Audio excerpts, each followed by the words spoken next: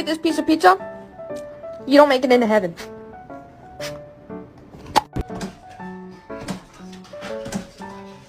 I don't think he's excited.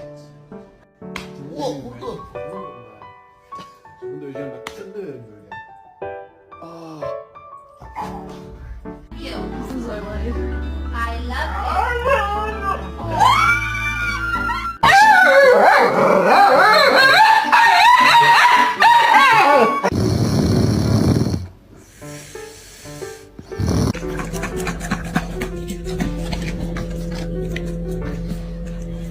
I swear to the Holy Mother Mary and baby Jesus, if this dog farts on my head, I'm gonna flip. You're cute, but you're not that cute.